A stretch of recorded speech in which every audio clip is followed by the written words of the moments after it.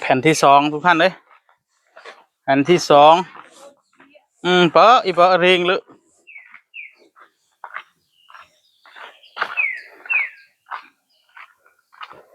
ไปกับแม่เหรอ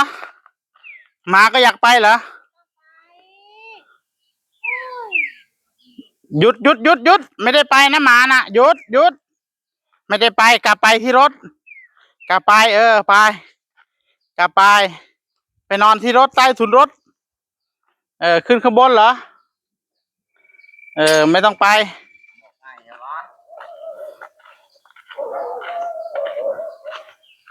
มันหูจักคำว่ายุดหมอนี่นะไม่ต้องไปขึ้นไป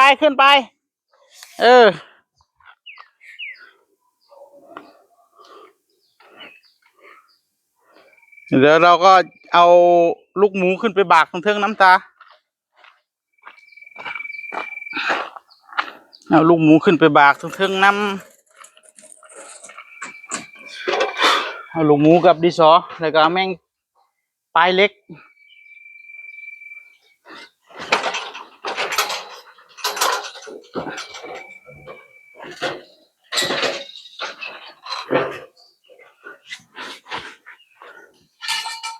เพราะเล็กตัวนี้นะเล็กขนาดซ้ำกันนี่นะกอง3นะกอง4นะเล็กตัวใหญ่นะไม่ใช่เอาเล็กนะเลยมาทาบนะ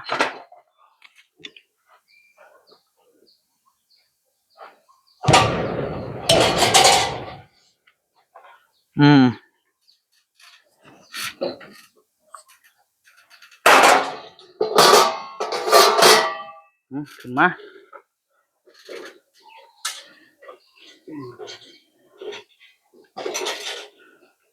เอาแล้วผู้ใดสิเอาแผ่นบ่นี่ลืมบ่บาดก็ขึ้นมาตัวเปล่าแม่คิดว่าไอ้ยกขึ้นมาให้ยกคิดไอ้วันตัดเรียบร้อยเลยโอ้เอานี่มาบุญดูตาไอ้เล็กตัวนี้ว่างดิสิตัดเทิงๆนี่วางพาดนี่ไว้มันจะได้มีมองวางแผ่นนะวางพาดเลยเลยกันนี่วางเกียร์นี่ตัวให้ตัดมองนี่นะเอาแผ่นมา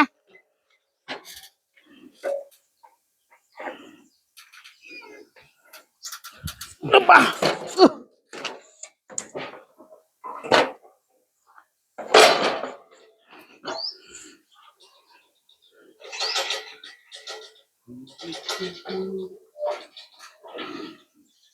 ดูซอไปยกมาเทียบกับเล็กนี่ก่อนให้กันเสมอกับเล็กนี่ก่อน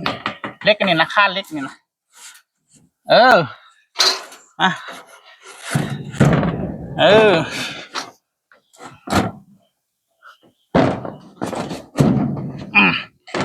ในการแล้วเนาะมา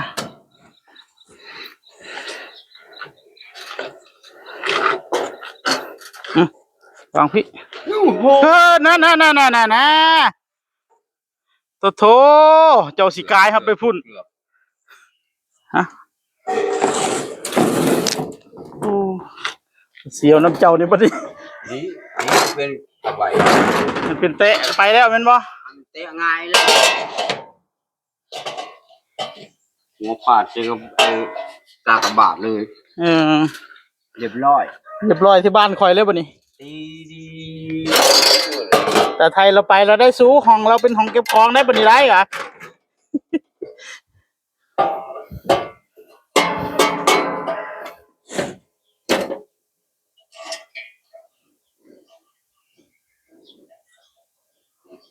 เงาเลยหอดสังกะสีมันได้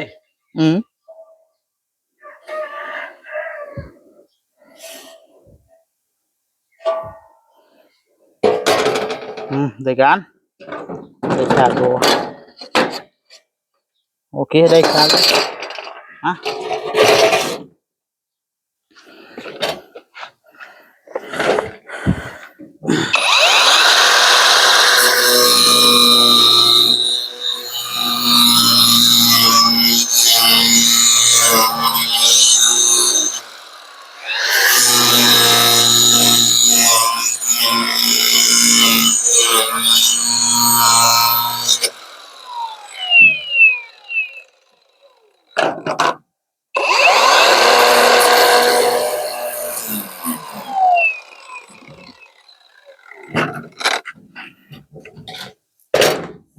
จับเทียบเบิ่งซะก่อน บ่พอ เจ้าว่านะข่อยก็ว่าคือเจ้าคือกันเด้ช่วงคือสั้นๆคือกันเด้เนาะตัดอีกบ่วะ โอ้ยสูสีเอาขึ้นอีกจังหน่อยลงอีกหน่อย ฮะ นั่นน่ะมุมเส้นพอดีเลยเส้นน่ะเส้นตัวนี้มันเหลือหั่นล่ะมันยังบ่จุได้ตัวนี้ไอ้ ฮะ มันบ่จุได้มุมนี่ไง จักแล้วจุมันเสมอกับตัวแผ่นนี่แล้ว นี่ เห็นบ่ เอาขึ้นไปมันก็กลายแผ่นหมูมันแล้วซะเอาสิบากตัวนี้จังน้อยบ่จังน้อยซะนะเพื่อขยับเนาะ มันขยับมุมนี่มันต้องขึ้นอย่างนี้ เนาะซะ มันลงไปเรื่อย เอา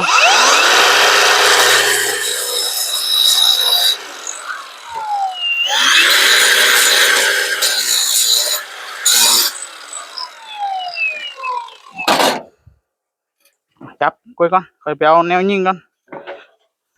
มันจะฟังนี่วะ จับเด้อ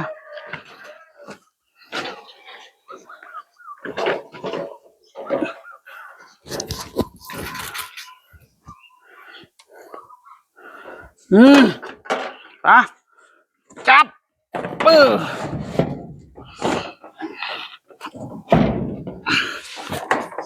เงียบมาดันมาหาคอยมึงดูเดี๋ยวการเนาะ เสมอยิงมุมเสมอก่อน เอามึงคักนี่ก่อนแล้ว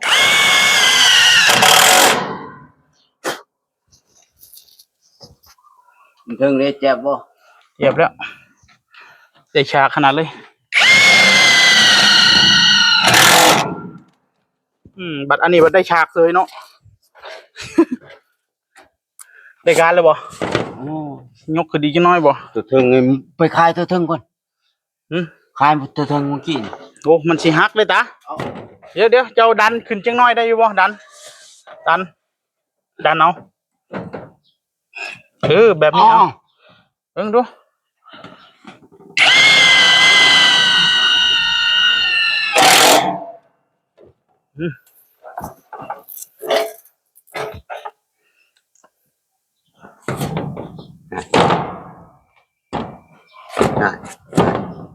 บังคับเอาน่าสิได้อยู่เนาะบังคับเอาบ่ มันจะหักกว่าอย่าพึ่งเลย เดี๋ยวเขาบังคับเอา ถอดน็อตตัวนั้นยังไงบ่ดีบ่ มันเจ็บเลยแต่ไทยอันนี้มันเจ็บเลยมันคลายบ่ได้เลยนะคลายมันก็บ่ได้คือเก่า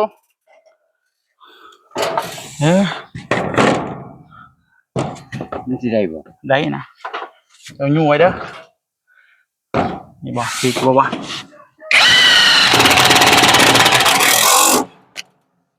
อยู่ไว้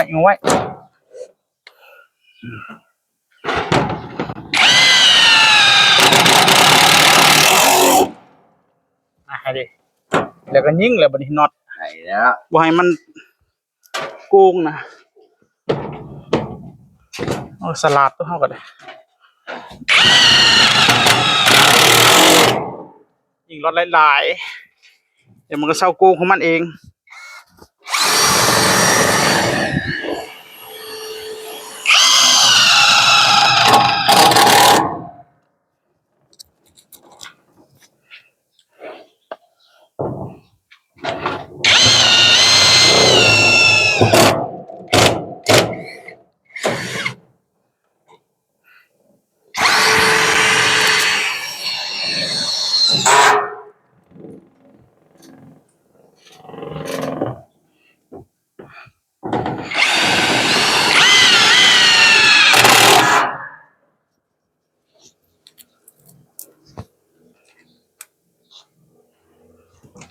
คือห้องแต่ไทยคือห้องเลย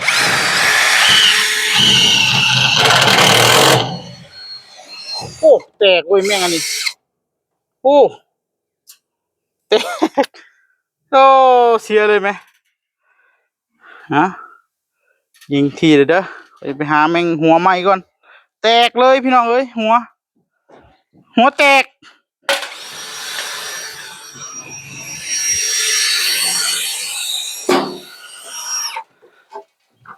คือกี่บทไทย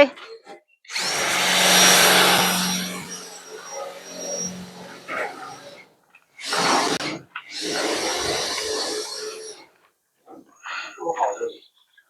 ลี่ยนอันไหมน็อตมันเสีย หัวน็อตมันรูดแล้ว เกิดขึ้นมายังแมนมันยากยังแมนลำบากเกิดมาเป็นคน โอ้มีการเพิ่มบ่โทมีเหตุการณ์เพิ่ม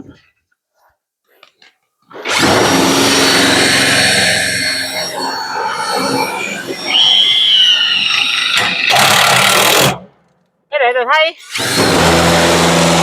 พอแล้วมันเป็นได้เดี๋ยวนี้ฮะมันบ่เข่าเลยบ่ฮะกูบ่เข่านี่คือเล็กอยู่บ่นี่โอ้ข่อยหูแล้วยังมันจังบ่เข่าแม่นมันรูดน็อตมันรูดแล้วค่อยว่าลองเบิ่งกันนะอันเดียวสินะมันคือเขาสินะ อ๋อ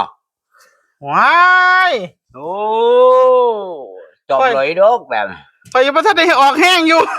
มันคือแก้เขาแล้ว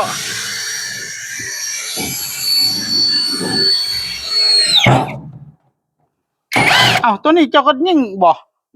มันก็เป็นนั่นนี่ จักแล้วมันก็ถูกอยู่เดี๋ยว มันถือมันคือเป็นนั่นนี่จ้ะนั่นว่าเจ้ายิ่งกายบ่นี่ ยิ่งกะ ฮะมันรูดมันคือรูด จักแล้ว มันแห้งโพดบ่แต่ไทยมันแห้งโพดมันก็เลยกายบ่ฮะมันรูดตัวนี้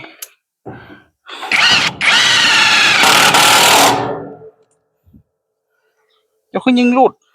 มันแห้งบ่สีใช้แล้วน็อตเบิดแล้วเอามาแน่นอนนะ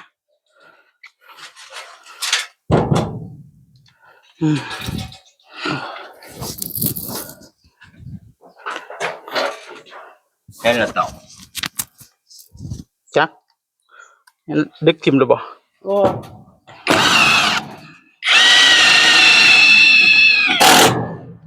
ข่อยยิงมันคือบรูดจ้ะเห็นบ่เจ้าไปเก็บ ใครคือสิเก็บจ้ะเห็นบ่เคยเก็บบ่ใส่ของใส่งานมันก็ทิ้งลงมานั่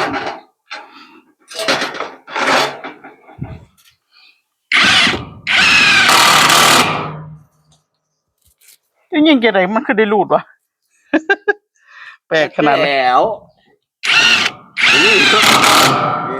ของข่อยมันน่าสิแห้งกว่าเจ้ามันน่าสิบ่รูดผมมันเล็กมันถือเล็กอยู่อ้าวมันก็เป็นอะไรเนาะอ้าว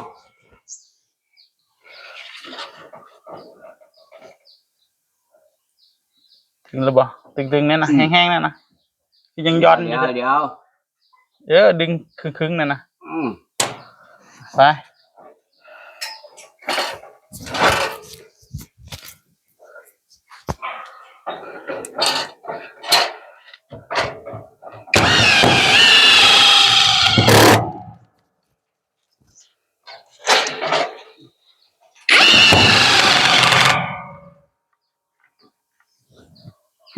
แบตมดของข่อยก็ได้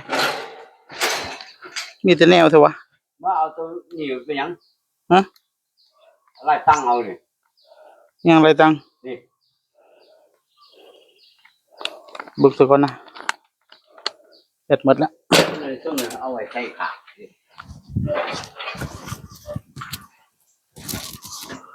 เดี๋ยวเบิ่งก่อนนะ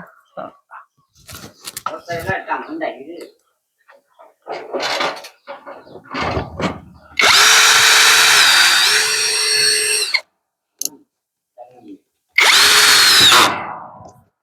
ก็เขาว่าจะเฮ็ดแห้งโพดตอนนั้นน่ะมันแห้งแล้วมันกลายแห้งนี่นะของเจ้านี่เมื่อกี้เพิ่มเป็น18วัง10นี่ก็พอแล้วนี่วัง10นี่วัง7 8นี่ก็ได้มันแห้งโพดพอมันแห้งมันกลายแล้วน็อตมันรูดเข้าใจอยู่บ่โอ้หัวมันอยากคายเนาะของเจ้านี่เนาะคายดูขนาดยิงน็อตอันนึงหัวคายต้องอันนี้ไม่ตลอด ตัวนี้มันเป็นไอ้ ยิงน็อตอันนึงแต่หัวคาย เอาหัวแต่ไก่ก็ทุบออกไปแล้วก็ยิงเลยเด้ นั่นบ่ เข้าไปเองมัน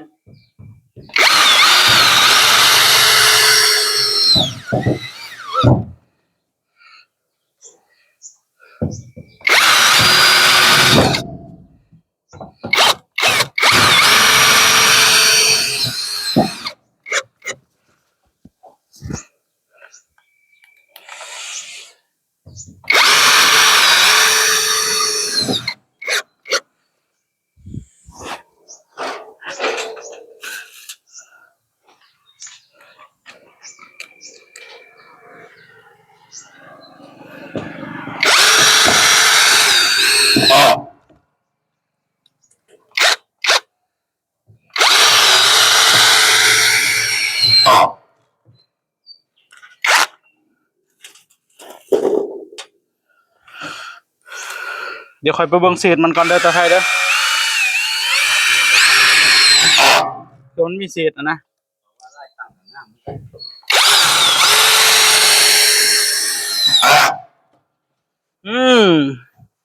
จะไปใส่มันแห้งโพด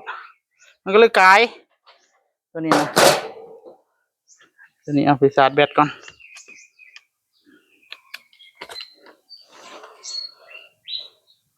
รายการ